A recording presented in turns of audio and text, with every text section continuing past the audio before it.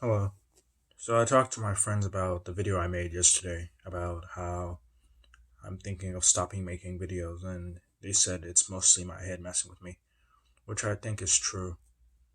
I think sometimes, I think our whole lives is a struggle against our own minds and bodies that till we train it or master it, we're always going to be overcome by moods, sicknesses, patterns. It's like one of the things I was working on these past few years was mental efficiency and learning how to use my mind in the most efficient way possible, and learning how to not be, uh, what's the word? I guess held hostage by my own inclinations, my own prejudices, my own tendencies, my habits, like not being bound by anything that's been set in place. Like I still have other programs going, like that get me to do things. I have routines I've established that are usually external. They're due to the external structure, and I maneuver within them. They're not like strict routines because I'm not naturally a routine person. I tend to be very go with the flow or just chill in the moment. But uh, my purpose with these things was so I can figure out, so I could find the optimal mental state to be in for revelation and insight. Well, I think those are kind of the same thing, so that's probably redundant. I don't know. They're probably different. But this, I'm just looking for insight and understanding into things. And this ties in with my religious beliefs, my religious confusions, my religious struggles, and what I've been trying to do with them. Like, one of the things I've been trying to do when it comes to life is trying to make good decisions so I can ground myself in the future. Because I feel like I'm very reluctant to live. I have a sort of like, well, I may as well live attitude. Or it's like I'm already here, so I may as well do this. Like, I don't have a very positive orientation towards life. I'm no longer as pessimistic, but and I'm not necessarily apathetic either.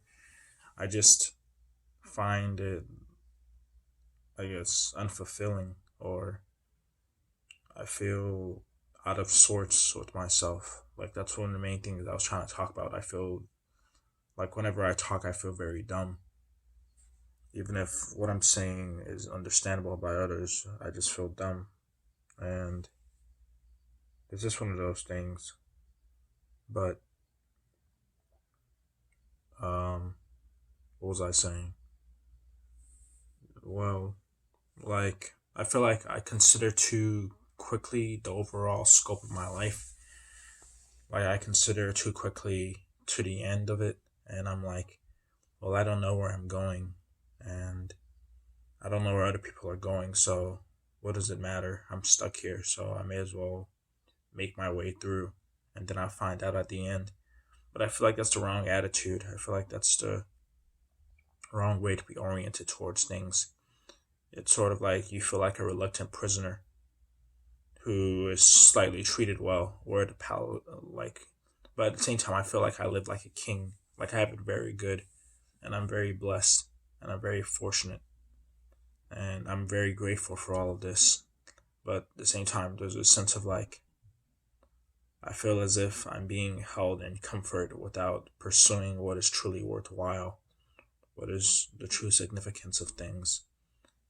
In this sense, I sort of understand why the Buddha left his background of like wealth and luxury and having his needs met and family and all this stuff to pursue the path that he went on.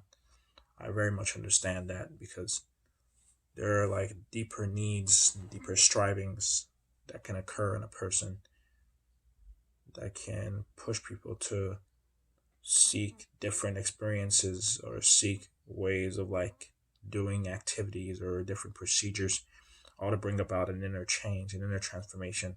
Because I think that's one of the things I've been seeking too. I've been seeking an inner transformation, something that will make me different from how I am, aside from cultivating habit and cultivating skills and cultivating mindsets, self cultivation and development, in short.